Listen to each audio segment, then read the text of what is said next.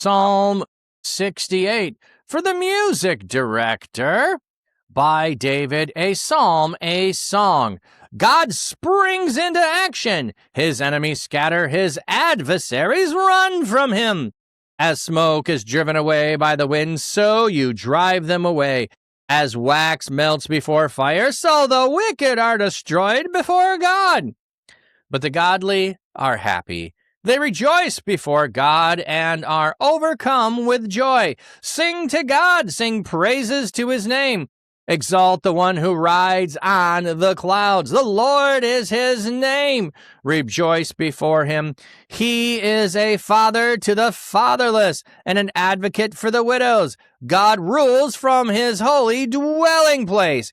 God settles in his own homes, in their own homes, those who have been deserted. He frees prisoners and grants them prosperity. But sinful rebels live in the desert. O God, when you lead your people into a battle, when you march through the wastelands, Selah, the earth shakes. Now that is an interesting place for Selah. When you march through the wastelands, Selah, the earth shakes. So you're pausing perhaps in the middle. You're doing something in the middle. You're not finishing your thought here before moving on with the psalm to God. Yes, the heavens pour down rains before God, the God of Sinai, before God, the God of Israel. O God, you cause abundant showers to fall on your chosen people. When they are tired, you sustain them, for you live among them. You sustain the oppressed with the good blessings of God. The Lord speaks. Many, many women spread the good news. Kings leading armies run away. They run away. The lovely lady of the house divides up the loot. When you lie down among the sheepfolds, the wings of the dove are covered with silver and with glittering gold. When the sovereign ones scatter kings, let it snow on Zalaman. The mountain of Bashan is a towering mountain. The mountain of Bashan is a mountain with many peaks. Why do you look with envy, mountains with many peaks, at the mountain where God has decided to live? Indeed, the Lord will live there permanently. God has countless chariots. They number in the thousands. The Lord comes from Sinai in holy splendor. You ascend on high. You have taken many captives. You receive tribute from men, including even sinful rebels. Indeed, the Lord lives there. The Lord deserves praise day after day. He carries our burdens, the God who delivers us. Selah. Our God is a God who delivers. The Lord, the sovereign Lord, can rescue from death. Indeed, God strikes the head of his enemies, the hairy foreheads of those who persist in rebellion. The Lord says, I will retrieve them from Bashan. I will bring them back from the depths of the sea, so that your feet may stomp in their blood, and your dogs may eat their portions of the enemy corpses. They see your procession, O God, the procession of God, my King who marches along in holy splendor. Singers walk in front. Musicians follow, playing their stringed instruments. In the midst of young women playing tambourines. In a large assembly praises God, the Lord, in the assemblies of Israel. There is little Benjamin, their ruler, and the princes of Judah in their robes, along with the princes of Zebulun and the princes of Naphtali. God has decreed that you will be powerful. O God, you have acted on our behalf. Demonstrate your power. Because of your temple in Jerusalem, kings bring tribute to you. Sound your battle cry against the wild beasts of the reeds. The nations will assemble like a herd of calves led by bulls. They humble themselves and offer gold and silver as tribute. God scatters the nations that like to do battle. They come with red cloth from Egypt. Ethiopia voluntarily offers tribute to God. O kingdoms of the earth, sing to God. Sing praises to the Lord. Selah. To the one who rides through the sky from ancient times, look, he thunders loudly. Acknowledge God's power, his sovereignty over Israel, and the power he reveals in the skies. You are awe-inspiring, O God, as you emerge from your holy temple. It is the God of Israel who gives the people power and strength. God deserves praise. Okay, so again, for the music director, I love how this one's taught. God springs into action. His enemies scatter. His adversaries run from him. So it's really, really fun how God is acting like God is the one with power. Look at what happens. As smoke is driven away, they run away. As wax melts before fire, they are destroyed. Like, God goes a wicked... Oh, you told me on that stream once? Well, then I forgot. I forgot that then, Mel, if you told me before. But the godly are happy. They rejoice before God and are overcome with joy. Have you ever been overcome with joy? Have you ever been overcome with joy?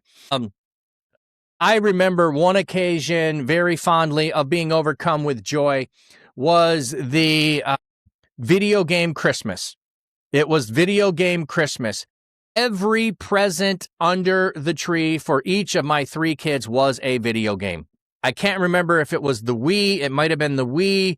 And we just went and we bought as many games as we could. Used games, new games.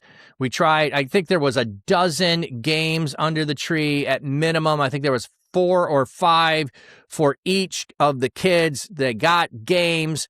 And my one son was in tears of joy after opening game after game and seeing his brother and sister get game upon game.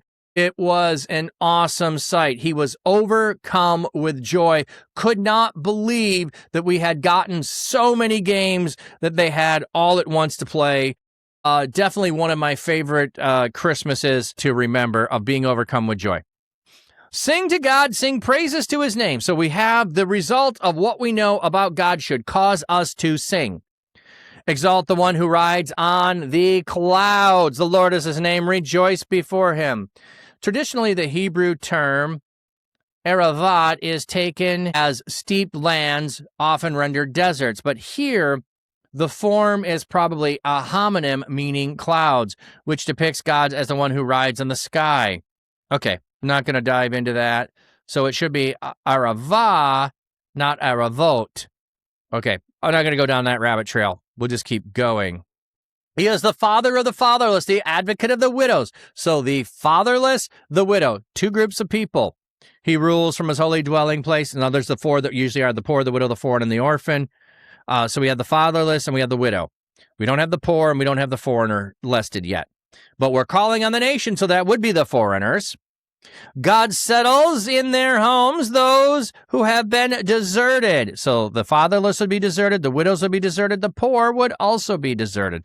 He frees prisoners and grants them prosperity. But sinful rebels live in the desert. Oh God, when you lead your people into battle, when you march through the wastelands, the earth shakes. I love that pause there. I'm assuming it's a pause. Like the interruption, regardless. The Selah is an interruption. When you march to the wastelands, and now I finish my sentence, the earth shakes.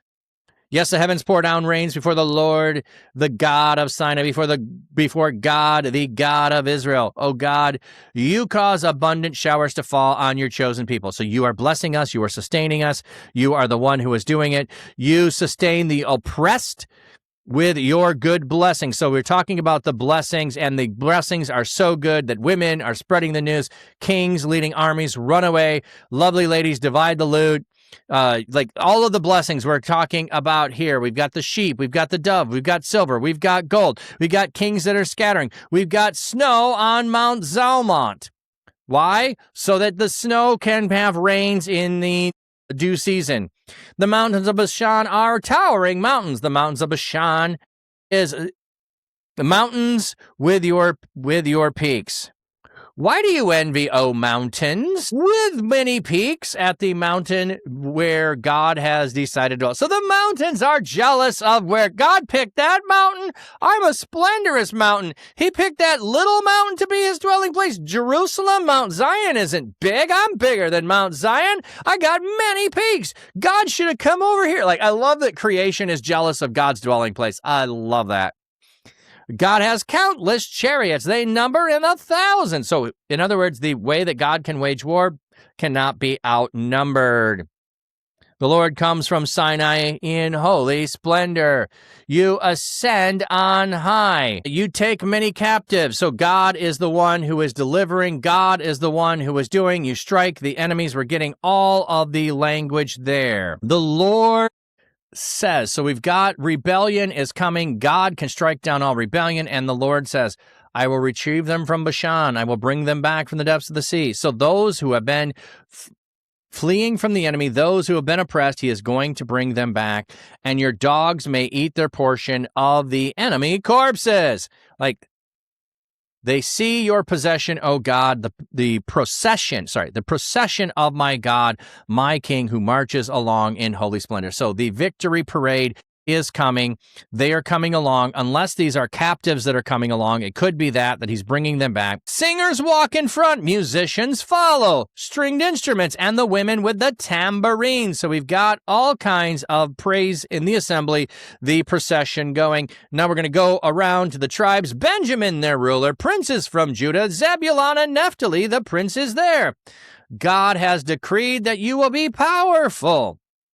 Oh God, you have acted on our behalf, demonstrating your power. So God is the one acting. God is the one demonstrating power on our behalf. Because of your temple in Jerusalem, kings bring tribute. So God, they're all processing to you. The wild beast and the reeds of the battle cry against the wild, the nations that assemble, the herds and the calves and the bull. Like nothing can compare, nothing can come.